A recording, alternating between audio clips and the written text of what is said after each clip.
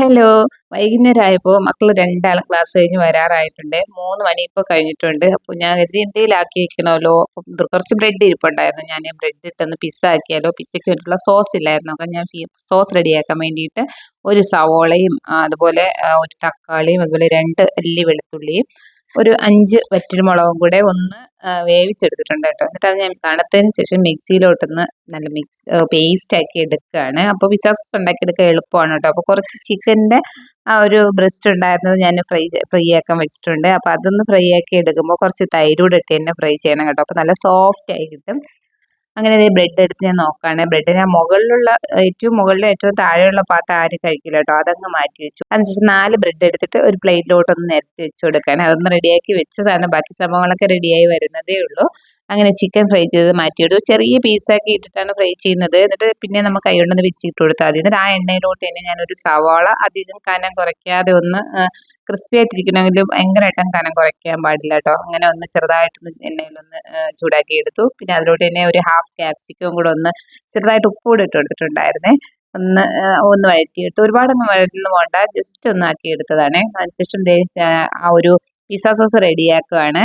Pizza sauce ഞാൻ ഇച്ചിരി എണ്ണ ഒഴിച്ചു കൊടുത്ത് ഒരു പാനിലോട്ടൊന്ന് ഒഴിച്ചു കൊടുത്ത ശേഷം കുറച്ച് ടൊമാറ്റോ കെച്ചപ്പ് ഇട്ട് കൊടുക്കണം കേട്ടോ. ടൊമാറ്റോ കെച്ചപ്പും അതുപോലെ പിന്നെ നമ്മുടെ കയ്യിൽ ഒറിഗാനോ ഉണ്ടെങ്കിൽ ഇട്ട് കൊടുക്കണം കേട്ടോ. ഒറിഗാനോ ഇടുമ്പോൾ ഏത് പിസ്സ ആയാലും ബ്രെഡ് പിസ്സ ആയാലും അതുപോലെ നമ്മുടെ അല്ലാതെ നോർമൽ പിസ്സ ആയാലും ഒക്കെ അതിൻ്റെ ടേസ്റ്റ് ഒന്ന് വേറെയാണ് കേട്ടോ.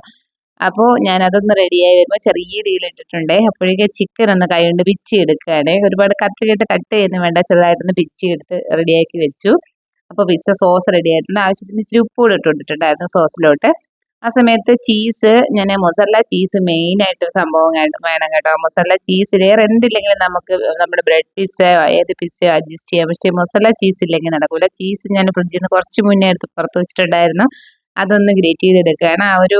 നമ്മുടെ ആ ഒരു സവാളയൊക്കെ ഗ്രേറ്റ് ചെയ്യുന്ന സംഭവമല്ലേ, അതിലിട്ടൊന്ന് റെഡിയാക്കി എടുക്കാം. എന്നിട്ട് ബ്രെഡ് ഒന്ന് റെഡിയാക്കുകയാണ് കേട്ടോ. ബാക്കി എല്ലാം ഇപ്പോൾ ഏകദേശം എല്ലാം റെഡിയാക്കി വെച്ചിട്ടുണ്ട്. ഇനി ബ്രെഡിലോട്ട് നമുക്കിത് അപ്ലൈ ചെയ്ത് കൊടുക്കാം. ആദ്യം ഞാൻ പിസ്സ സോസ് ഒന്ന് സ്പ്രെഡ് ചെയ്ത് കൊടുത്തു. അതിനുശേഷം ചീസ് ഇടണം കേട്ടോ. കുറച്ച് ചീസ് ആദ്യം ഇട്ട് കൊടുക്കുക. പിന്നെ അതിനുശേഷം ചിക്കൻ ഒന്ന് വെച്ച് കൊടുത്തു. ഫുൾ ചിക്കൻ നമ്മൾ ആ സമയത്ത് തന്നെ അങ്ങ് വെച്ച് കൊടുക്കണേ. അതിനുശേഷം സവാള പിന്നെ നമ്മുടെ ക്യാപ്സിക്കവും കൂടെ ഇട്ട് കൊടുത്തിട്ട് പിന്നെ നമ്മുടെ മെയിൻ സംഭവം ഇട്ട് കൊടുക്കണം.